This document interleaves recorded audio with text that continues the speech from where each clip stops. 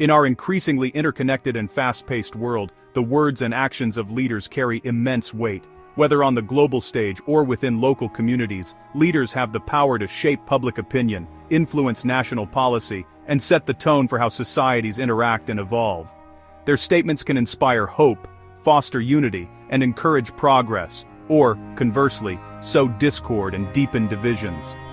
The impact of leadership is felt in the very fabric of our communities, affecting how people of different backgrounds relate to one another, and how inclusive or divided our neighborhoods become.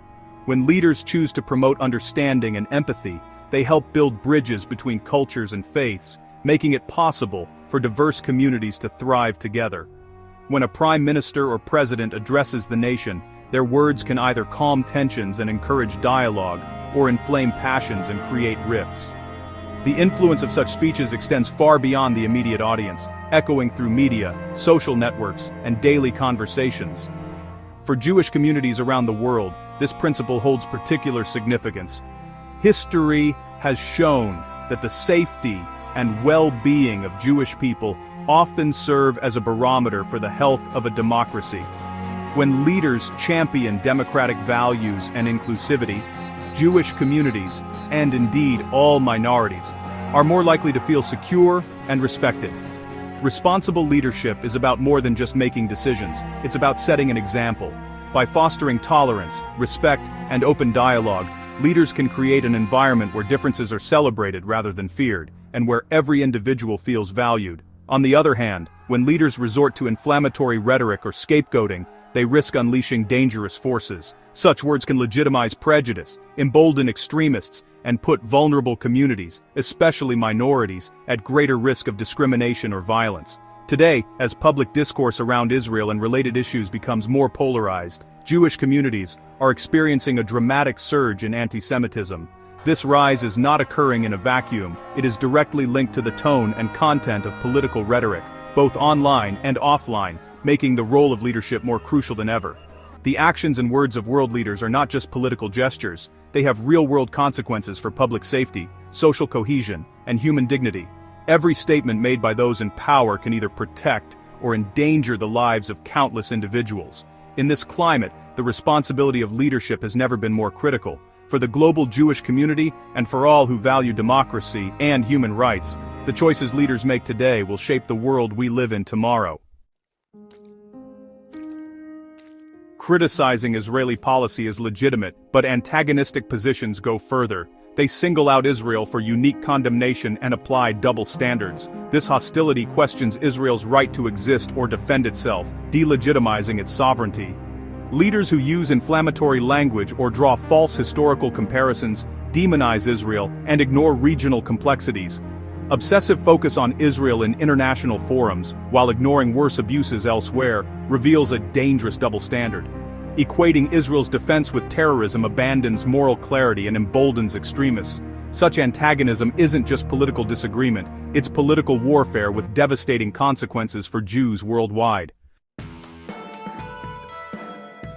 Hostile rhetoric from leaders doesn't just stay in the air, it seeps into the fabric of society, shaping attitudes and behaviors in ways that are often invisible at first. When those in power use charged language or make sweeping accusations, they send a message that hostility toward Jews is not only acceptable, but even justified. This kind of rhetoric creates a climate where prejudice is normalized, and where hateful ideas can take root and grow. When leaders unfairly condemn Israel or use language that blurs the line between criticism and bigotry, they embolden those with anti-Semitic views to act openly. The barrier between hate speech and hate crimes becomes dangerously thin. People who might have kept their prejudices hidden now feel empowered to express them, whether through protests, vandalism, or even violence. The words of leaders echo far beyond the podium, influencing the actions of individuals and groups who are looking for validation. Extremist groups are quick to seize on this rhetoric. They use it as a powerful tool to recruit and radicalize new members, twisting political accusations into calls for violence. Online forums and social media become breeding grounds for hate, as these groups amplify inflammatory messages and turn them into rallying cries. What starts as a speech or a statement can quickly spiral into a movement fueled by anger and misinformation. We've seen this cycle play out time and again, Inflammatory speeches are clipped and shared online, extremist channels amplify them, and anti-Semitic incidents spike in their wake. The internet accelerates the spread, making it easier for hate to reach new audiences, and for dangerous ideas to gain traction. Each incident, each meme, each post adds fuel to the fire, making the problem harder to contain. From campus harassment and intimidation, to violent attacks on synagogues and Jewish communities, the link is clear. Leaders' words can ignite real-world consequences. The impact is felt not just by individuals, but by entire communities who are left to pick up the pieces after each act of hate.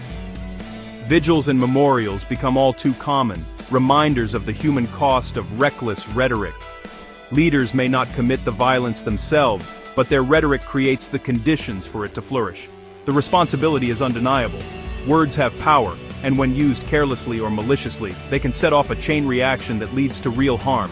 It's up to all of us to hold our leaders accountable and to challenge the language that fuels hate.